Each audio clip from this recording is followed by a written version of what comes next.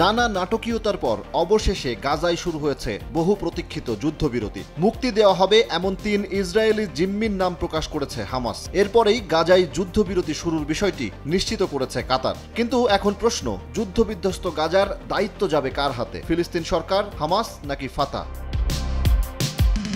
যুদ্ধ পরবর্তী গাজার সম্পূর্ণ দায়িত্ব নিতে প্রস্তুতির কথা জানিয়েছেন ফিলিস্তিনের প্রেসিডেন্ট মাহমুদ আব্বাস। বাস্তুচ্যুতদের প্রত্যাবর্তন, মৌলিক পরিষেবা প্রদান, সীমান্ত ব্যবস্থাপনা এবং যুদ্ধবিধ্বস্ত ভূখণ্ডের পুনর্গঠন সহ সব প্রস্তুতিও নিয়েছে কর্তৃপক্ষ।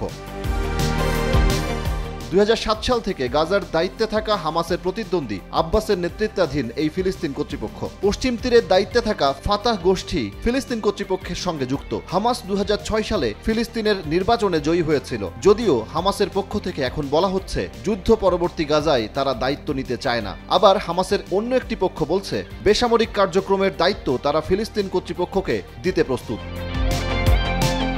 যুদ্ধ পরবর্তী ফিলিস্তিনের দায়িত্ব কার হাতে যাচ্ছে তা নিয়ে কোনো অবস্থান নেয়নি ইসরায়েল। দেশটির প্রধানমন্ত্রী বেনিয়ামিন নেতানিয়াহু বলছেন, ফিলিস্তিনের দায়িত্ব যেই নিক না কেন ৭ অক্টোবরের হামলাকারীদের জন্য তা পুরস্কার হবে। তবে যুক্তরাষ্ট্রের পররাষ্ট্রমন্ত্রী অ্যান্টনি ব্লিংকেন গত সপ্তাহে বলেছিলেন ফিলিস্তিনের দায়িত্ব মাহমুদ আব্বাসের হাতেই যাবে।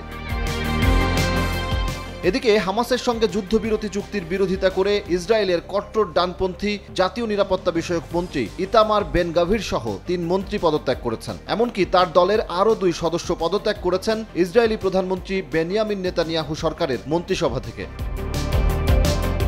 ২০২৩ সালের ৭ অক্টোবর ইসরায়েলে হামলা চালায় ফিলিস্তিনের স্বাধীনতাকামী সংগঠন হামাস।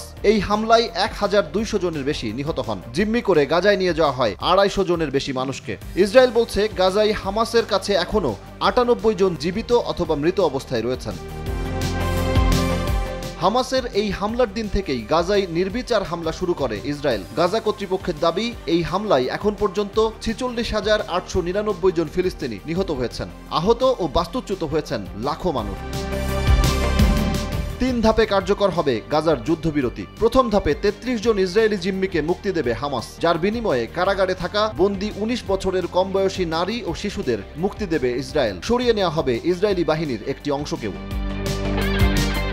দ্বিতীয় ধাপে ইসরায়েলের বাকি জীবিত জিম্মিদের মুক্তি দেবে হামাস, যার বিপরীতে আরও ফিলিস্তিনি বন্দীদের মুক্তি দেবে ইসরায়েল। গাজা থেকে ইসরায়েলি সেনাদের পুরোপুরি সরিয়ে নেওয়া হবে। আর তৃতীয় ধাপে ইসরায়েলের কাছে মৃত জিম্মিদের মরদেহ ফেরত দেওয়া হবে। শুরু হবে গাজা পুনর্গঠন।